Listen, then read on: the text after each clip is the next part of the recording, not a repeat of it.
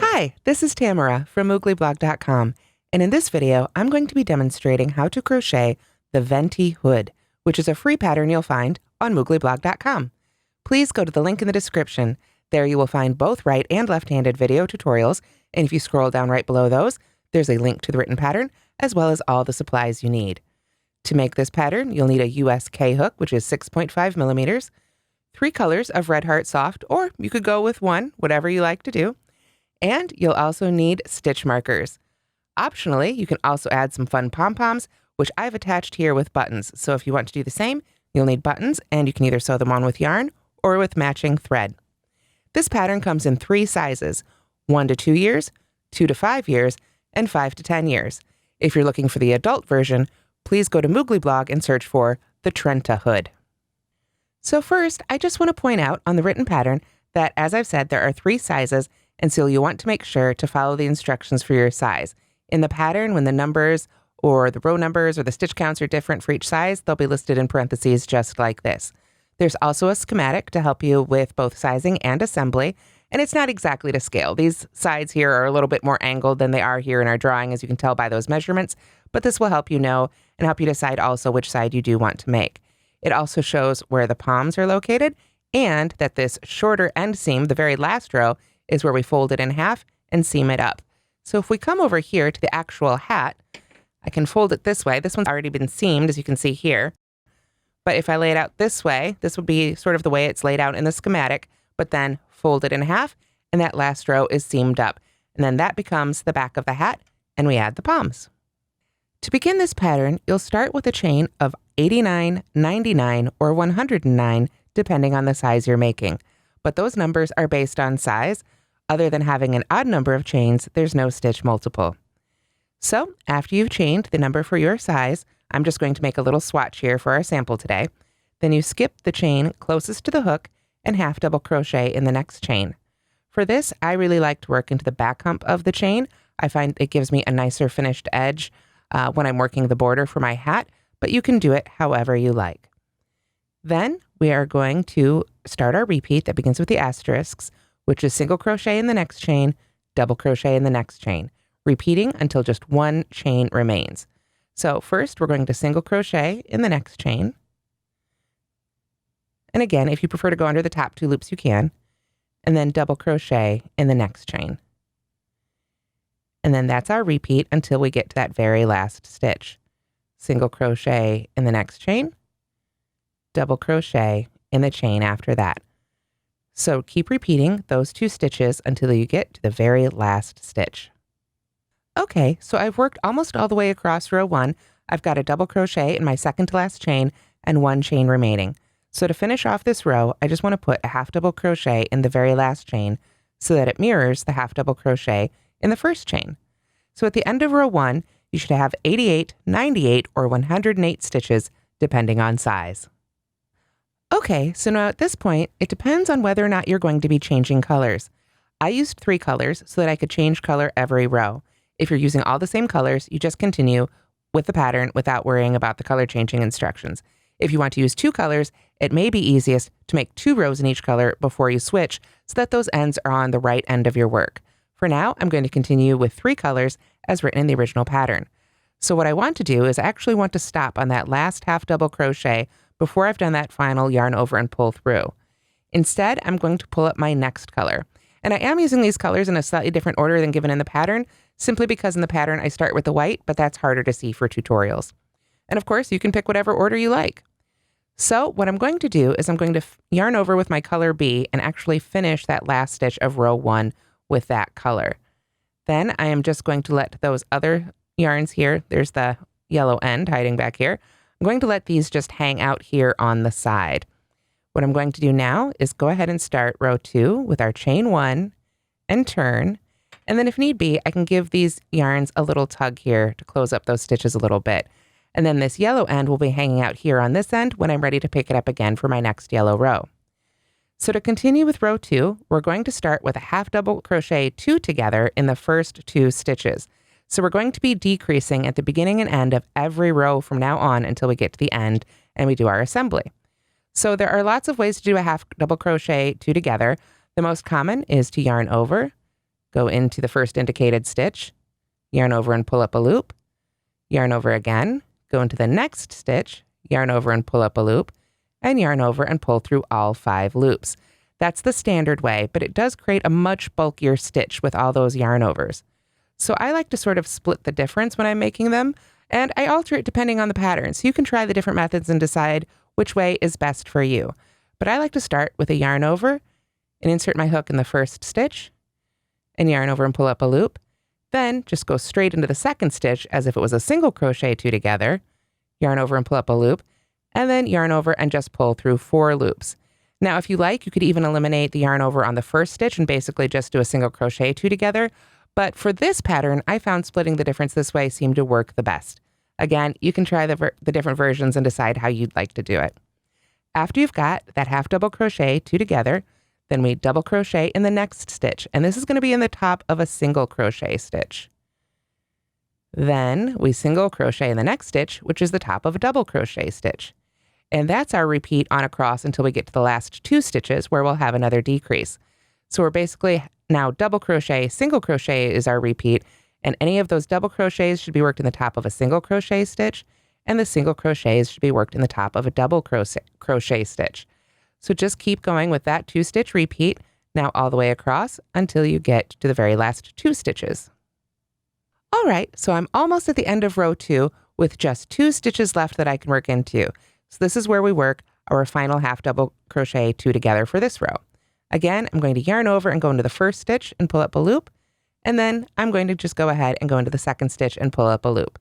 Again, this is not the standard way of doing a half double crochet two together, but it's just a little bit less puffy than the usual way, but not, it doesn't really look anemic. It still is a good substantial stitch there at the beginning and end of the row. So here's what your pattern should look like at the end of row 2, although of course it should be quite a bit wider. We're just making a small swatch here. Now I did go ahead and finish that stitch, but if I'm going to go ahead and change colors, I do need to pull that back off so that I can make my yarn over with my third color. So this is going to be my white one. Again, I'm just going to yarn over with it and pull it right on through.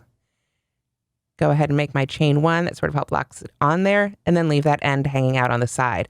I'll go ahead and come back and weave that in when I'm done with my making my hat.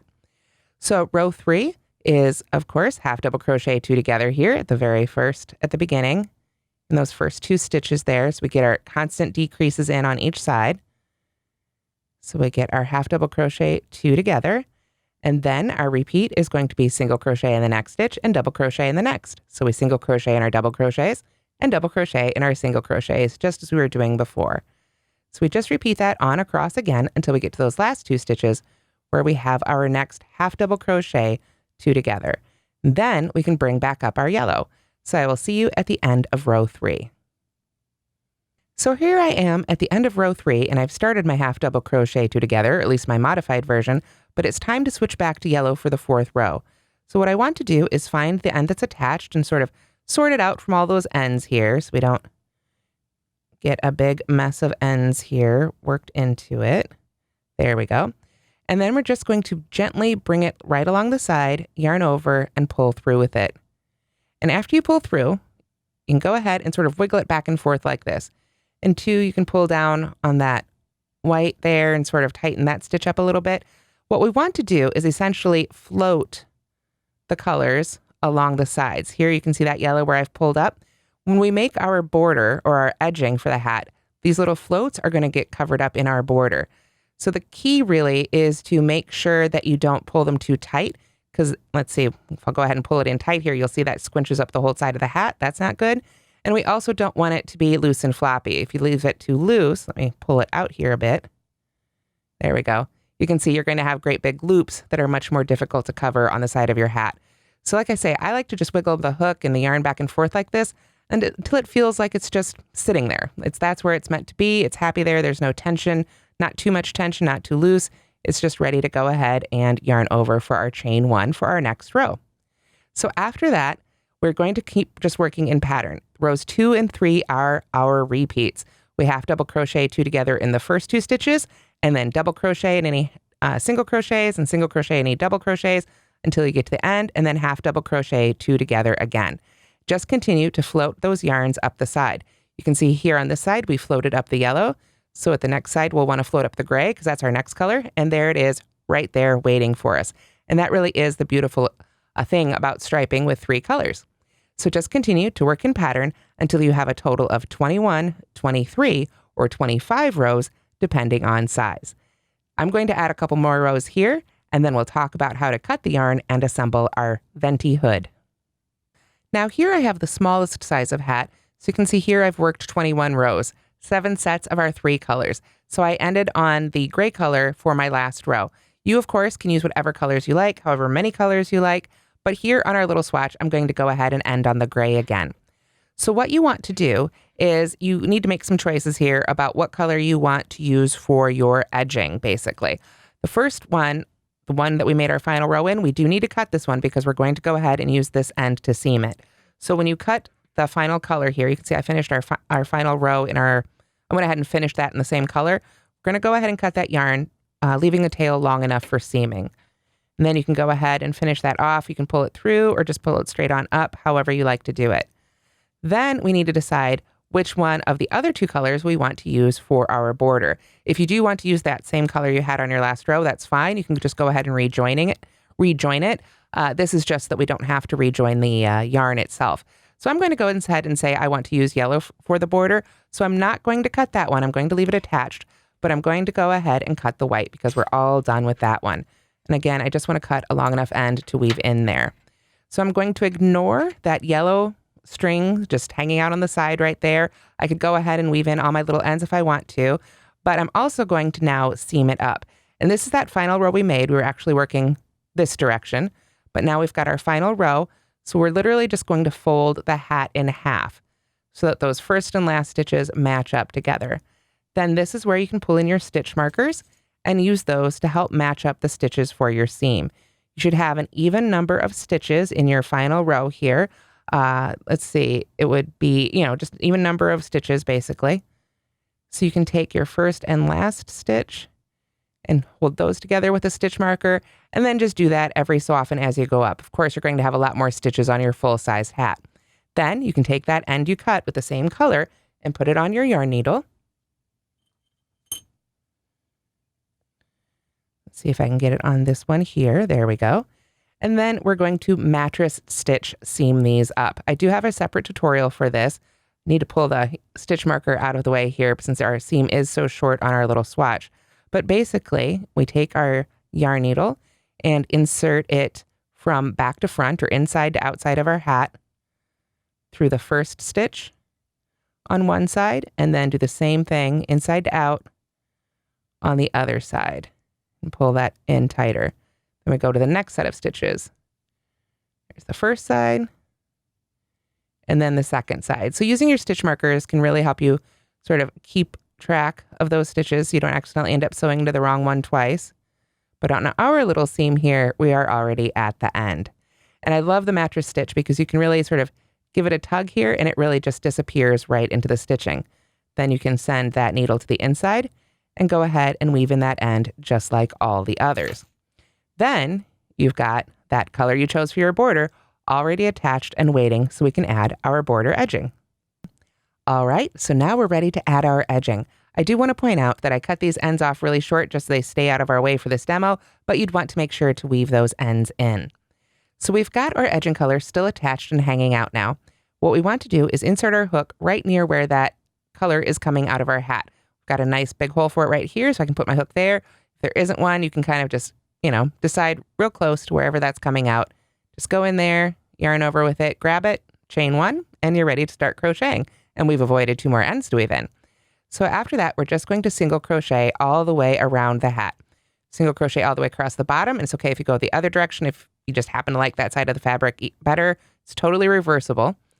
But we crochet across the bottom of the hat and then just straight on up the sides. And then when we get to the corners, we put 3 single crochets in each corner, which helps us turn the corner, and then single crochet across. So let's do some of that here together. I'm just going to go ahead and find wherever I think the next stitch would look good. We're working into the sides of rows here that are half double crochets. So you kind of have to use your own judgment. I find with half double crochets, it's probably one of the trickiest ones. Sometimes it works best to work a stitch in the side of every row and then put a 2 in the side of the occasional row, or this 1 in the side of one row and 2 in the side of the next row. However you like to do it. If you want to go around the whole stitch, you can. If you want to split the stitch, you can. The border is really kind of up to you and however you feel it looks best. So I'm just working a simple crochet edging here, single crochets all the way up our side. And again, I'm not really even looking at counting the number of rows or anything. I'm just putting them where I feel that they look good. There we are. So now we've worked our way right up to that corner there. So I would go ahead and put 3 single crochets right in that first stitch, I guess, basically, of row 1 there that we've come to. There we go.